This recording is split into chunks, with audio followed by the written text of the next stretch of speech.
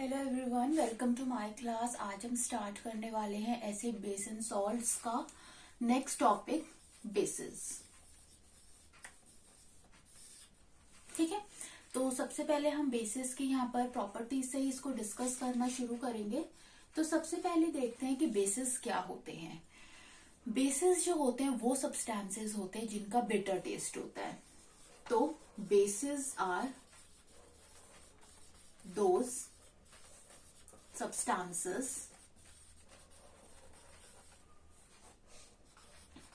which have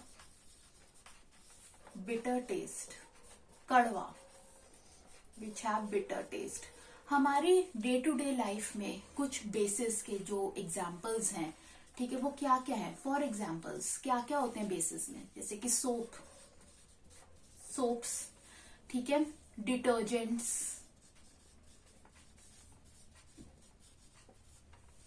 ठीक है, and toothpaste.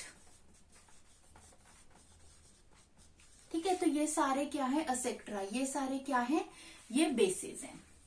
ठीक है, सेकंड आता है कि बेसिस जो होते हैं लिटमस पेपर पे कैसे लिटमस पेपर को चेंज करते हैं। तो basis turns red litmus blue. ठीक है, तो जो बेसिस होते हैं वो लिटमस पेपर को क्या करते हैं, रेड लिटमस ब्लू कर देते हैं। थर्ड जो होते हैं बेसिस क्या है, बेसिस भी क्या है, इलेक्ट्रिसिटी को कंडक्ट कर सकते हैं। तो बेसिस कंडक्ट इलेक्ट्रिसिटी, इसीलिए इनको भी हम क्या कहते हैं, इलेक्ट्रोलाइट। इनके लिए भी हम ये टर्म यूज करते हैं जो हम एसिड्स के लिए यूज करते थे, इलेक्ट्रोलाइट्स। और ये इलेक्ट्रिसिटी को क्यों कंडक्ट कर सकते हैं, क्योंकि ये आयंस को रिलीज करते हैं। ठीक है, तो यहाँ पे बिकॉज दे रिलीज आयंस। ठीक है, फोर्थ पॉइंट जो होता है देखना है कि जो कुछ बेसिस होते हैं जैसे कि NaOH है, NaOH का दूसरा क्या नाम होता है, कॉस्टिक सोडा। ठीक है, तो ये जो बेस होता है ना, इट फील सोपी टू टच। जब आप इसको अपने फिंगर टिप्स पे लेंगे तो ये बहुत सोपी फीलिंग देगा। ठीक है, फील सोपी इन टच। ठीक है, इसका बहुत सोपी अपीयरेंस होगा अगर आप इसे अपने फिंगर टिप्स पे लेंगे।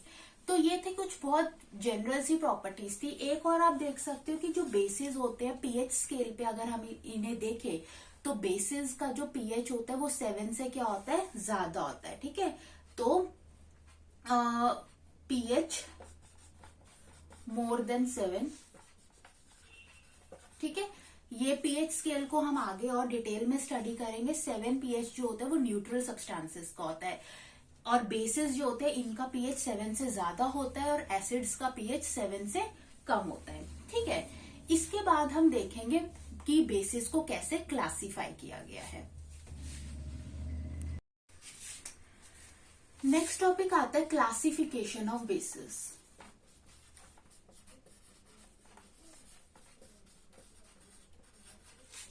बेसिस को दो कैटेगरीज में क्लासिफाई किया गया है। एक होता है ऑन द बेसिस ऑफ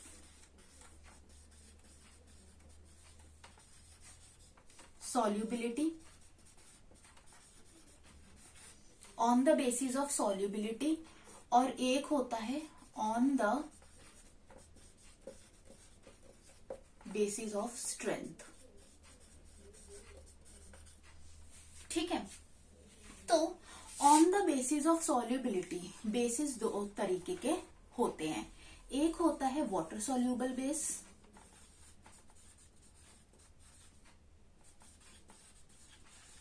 ठीक है, और एक होता है वाटर सोल्यूबल बेस और एक होता है इनसोल्यूबल बेसिस।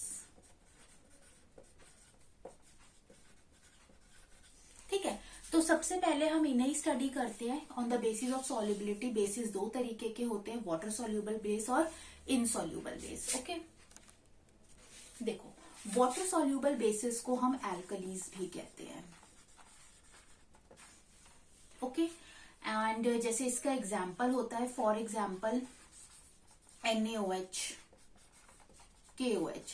ये सारे क्या है, वाटर सॉल्युबल बेसिस है। और जितने भी केमिकल रिएक्शंस होते हैं वो किस में होते हैं, एक्वा सॉल्यूशन में होते हैं। इसलिए वाटर सॉल्युबल बेसिस जो होते हैं ये ज्यादा यूजफुल माने जाते हैं as compare to insoluble bases. ठीक है, इनसॉल्युबल बेसिस जो होते हैं इनके एग्जाम्पल हैं, for example aluminium hydroxide,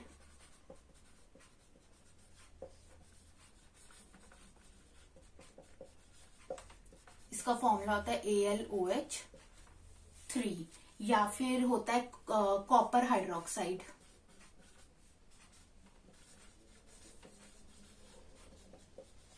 copper hydroxide का फॉर्मूला होता है CuOH2।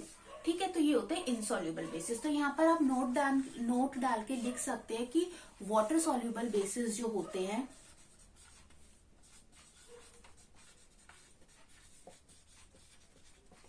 Are more useful than insoluble bases because most of the chemical reactions are take place in aqueous solutions।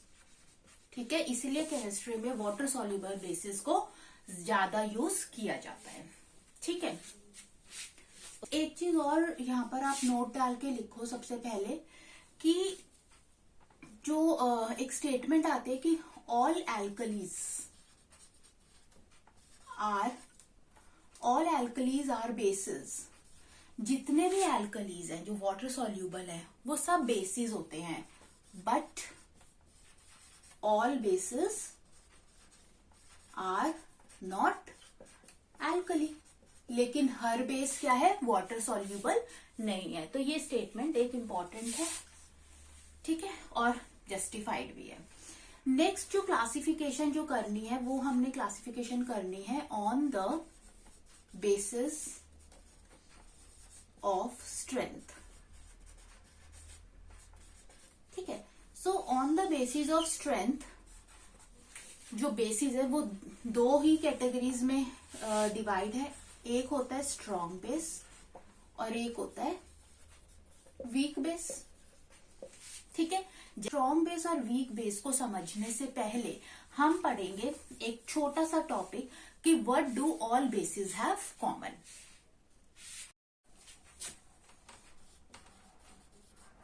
What do all basis have common. ठीक है, तो classification on the basis of strength उसको समझने से पहले ये चीज समझनी जरूरी है। ठीक है, तो सबसे पहले आता है कि अब देखो जब भी हम किसी भी बेस को डिसॉल्व करते हैं पानी में, ठीक है, तो when basis dissolve in water, ठीक है, जब भी हम बेस को पानी में डिसॉल्व करते हैं they dissociate to release OH negative ion. ये बहुत इंपॉर्टेंट है। ठीक है, तो जब भी हम बेस को पानी में डिसॉल्व करते हैं तो वो टूटते हैं और क्या रिलीज करते हैं, OH नेगेटिव आयंस। ठीक है, ये जो OH नेगेटिव आयंस होते हैं इनको हम कहते हैं हाइड्रोक्साइड आयन। ठीक है, इनको हम क्या कहते हैं, हाइड्रोक्साइड आयंस कहते हैं। ठीक है, और यही हाइड्रोक्साइड आयंस बेसिस के बेसिक नेचर के लिए क्या होते हैं, रिस्पॉन्सिबल होते हैं। Responsible for basic nature, responsible for basic nature. ठीक है, अब इतना पढ़ लिया। अब हम देखते हैं कि बेसिस को on the basis of strength classify कैसे किया गया है। सो क्लासिफिकेशन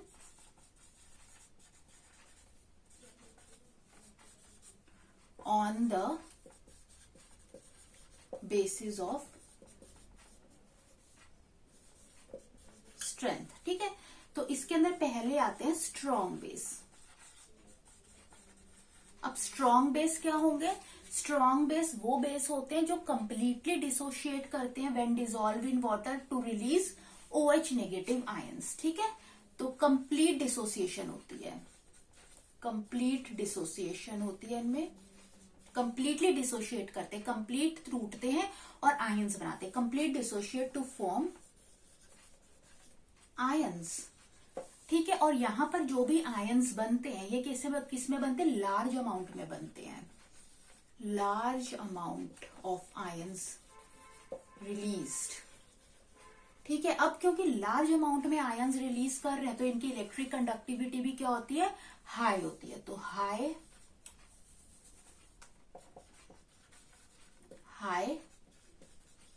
इलेक्ट्रिक कंडक्टिविटी। ठीक है, इनकी इलेक्ट्रिक कंडक्टिविटी क्या होती है? हाई होती है। ठीक है, for example NaOH, caustic soda, sodium hydroxide, इसको एक्वा सॉल्यूशन में डाला, AQ आ गया। कंप्लीट डिसोसिएशन के लिए क्या होता है? सिंगल एरो होता है, आयंस रिलीज करेगा Na positive plus Cl, sorry Na positive plus OH negative, hydroxide ion यहां पर इसने रिलीज किया। ठीक है, तो और ये जो आयंस होंगे यहाँ पर क्या है, कितने अमाउंट में होंगे? लार्ज अमाउंट में ये आयंस जो होंगे यहाँ पर रिलीज होंगे और इसलिए इसकी इलेक्ट्रिक कंडक्टिविटी क्या होगी? ज्यादा होगी। अब आता है वीक बेस। वीक बेस क्या होते हैं? जो कि पार्शियली डिसोशिएट होते हैं, पार्शियल डिसोसिएशन शो करते हैं, पार्शियली डिसोशिएट होते हैं ये। ठीक है, अगर पार्शियली डिसोशिएट होंगे तो small amount of ions release करेंगे, small amount of ions released. ठीक है, स्मॉल अमाउंट में ये आयंस को रिलीज करेंगे और अगर आयंस कम अमाउंट में रिलीज होंगे तो इनकी इलेक्ट्रिक कंडक्टिविटी भी क्या होगी? लो होगी, लो इलेक्ट्रिक कंडक्टिविटी।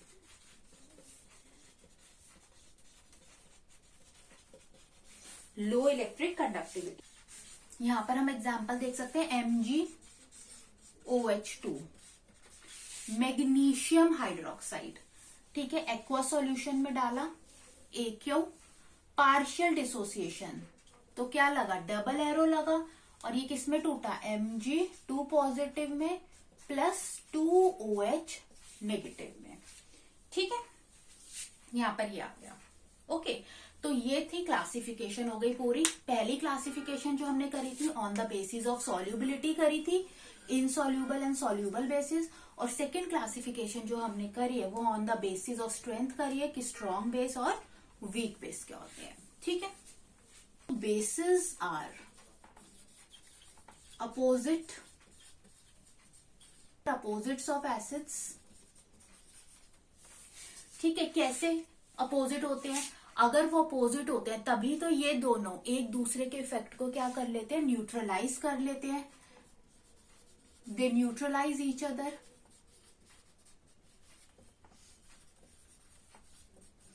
और क्या फॉर्म करते हैं? सॉल्ट फॉर्म करते हैं। ठीक है, और इनके साथ जो रिएक्शन होती है इसको न्यूट्रलाइजेशन रिएक्शन कहते हैं। अब न्यूट्रलाइजेशन रिएक्शन का मैकेनिज्म क्या है? देखो एसिड्स में से हमारे पास कौन सा आयन आता है? Hydrogen ion. अगर ये सपोज एसिड है, एसिड में से कौन सा आयन रिलीज हुआ? Hydrogen ion. जब हमने एसिड को पानी में डाला, डिसॉल्व किया, तो उसने H पॉजिटिव आयन रिलीज किया। बेस कौन सा आयन रिलीज करता है? OH negative ion, hydroxide ion. अब ये दोनों आयंस आपस में कंबाइन करके H positive plus OH negative, ये दोनों आपस में कंबाइन करके क्या बनाते हैं? वाटर, H2O बनेगा। और वाटर क्या होता है? न्यूट्रल होता है। वाटर क्या है? एक न्यूट्रल सब्सटेंस है। ठीक है, तो यही होती है न्यूट्रलाइजेशन रिएक्शन। ये इसका क्या है? एक छोटा सा क्या है? मैकेनिज्म है। ठीक है, ये इसका छोटा सा मैकेनिज्म है। ठीक है। नेक्स्ट अब कुछ हम बेसिस की रिएक्शन स्टडी करेंगे, जिसमें हम पहला करेंगे when bases reacts with metal। ठीक है, जब हम बेस को मेटल के साथ रिएक्ट करेंगे, ठीक है, तो क्या फॉर्म होएगा, इट फॉर्म सॉल्ट, वो सॉल्ट फॉर्म करेगा और हाइड्रोजन गैस क्या करेगा, इवॉल्व करेगा। तो इसकी एक रिएक्शन स्टडी करते हैं। फॉर एग्जाम्पल हम अपना बेस ले लेते हैं सोडियम हाइड्रोक्साइड NaOH। हमने अपना बेस ले लिया, मेटल ले लिया जिंक मेटल के साथ इसकी रिएक्शन देखी। ठीक है, तो यहां पर जो हमें क्या मिलेगा, सॉल्ट मिलेगा। कौन हमें मिलेगा Na2ZnO2, ये सॉल्ट है। इस सॉल्ट का नाम होता है सोडियम जिंकेट।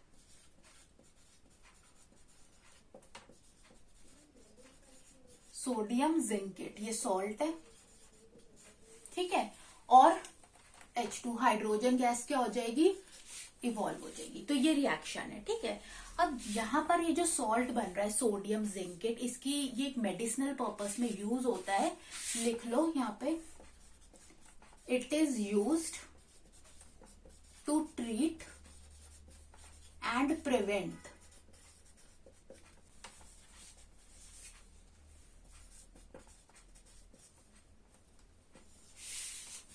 नेक्स्ट जो इसमें रिएक्शन देखना है वो देखना है न्यूट्रलाइजेशन रिएक्शन ही है कि when bases reacts with acids to form salt and water. इसको आप क्या कहते हो, न्यूट्रलाइजेशन रिएक्शन कहते हो। अभी अभी हमने इसका वो स्टडी किया था, मैकेनिज्म स्टडी किया था। तो हम एक बेस ले लेते हैं NaOH, स्ट्रॉन्ग बेस है। एसिड इसमें आप ले लो, HCl एसिड ले लो, ठीक है। इसकी आप रिएक्शन देखो तो क्या बनेगा, NaCl बनेगा, ठीक है, और H2O प्लस H2O वाटर बन जाएगा। तो यहाँ पर ये क्या है, एक सॉल्ट है। मैकेनिज्म आप इसका देख चुके हो कि बेस जो होता है उसमें से OH नेगेटिव आयंस आते हैं, एसिड होता है उसमें से H पॉजिटिव आयंस आते हैं। ये दोनों आपस में कंबाइन होकर क्या बनाते हैं, H2O बनाते हैं, जो कि क्या होता है, न्यूट्रल होता है। तो ये इसका क्या था, मैकेनिज्म था। और इस रिएक्शन को एक और बार फिर से नाम दे देते हैं, काफी इंपॉर्टेंट है, neutralisation reaction.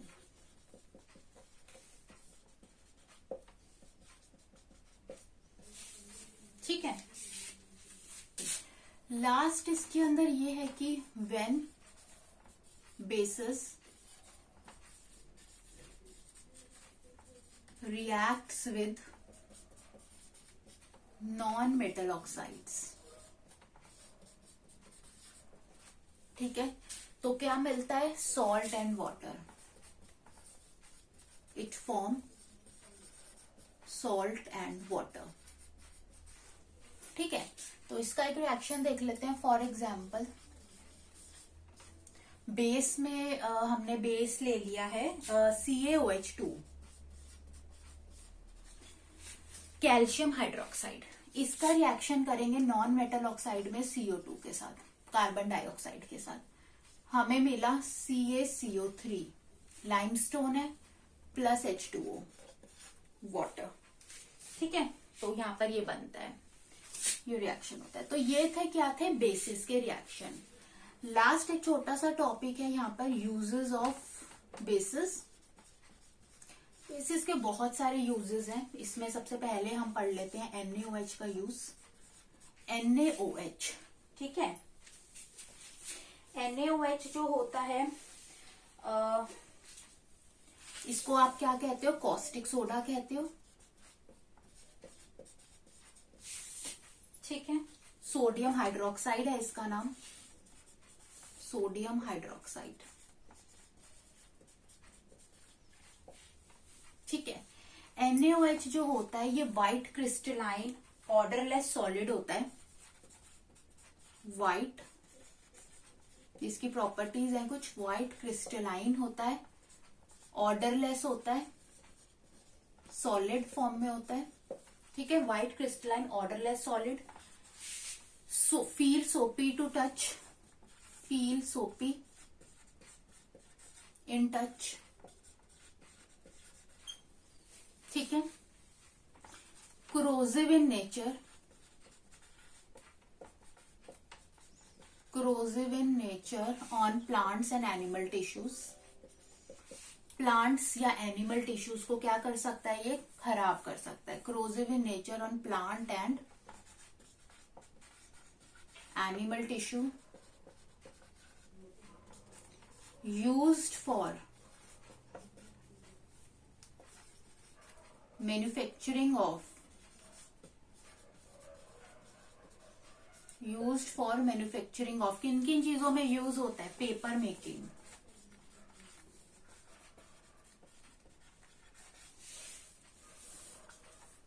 Explosives, rayon, rayon जो एक सिंथेटिक फाइबर है,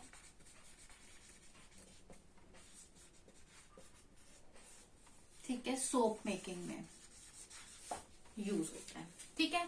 तो ये था कॉस्टिक सोडा के बारे में। जो आता है यूजेस ऑफ बेसिस के अंदर CaOH2, ठीक है। Calcium hydroxide, it is use for manufacturing of bleaching powder, जो ब्लीचिंग पाउडर होते हैं, ठीक है, उसमें यूज होता है। थर्ड MgOH2, मैग्नीशियम हाइड्रोक्साइड, ये क्या यूज होता है, इसको हम मिल्क ऑफ मैग्नीसिया भी कहते हैं, एंटासिड है ये, एंटासिड्स के लिए यूज होता है। Fourth Na2CO3, sodium carbonate, washing soda, इसकी मैन्युफैक्चरिंग में यूज होता है। Fifth NaHCO3, used as baking soda. तो यही इसके कुछ यूजेस है। तो यहाँ पर हमारा टॉपिक बेसिस जो होता है कंप्लीट होता है। एंड अगर आपको अच्छा लगा हो तो आप इसे जरूर, इस चैनल को लाइक सब्सक्राइब करें, शेयर करें एंड कमेंट बॉक्स में जरूर कमेंट ड्रॉप करें। Thanks for watching.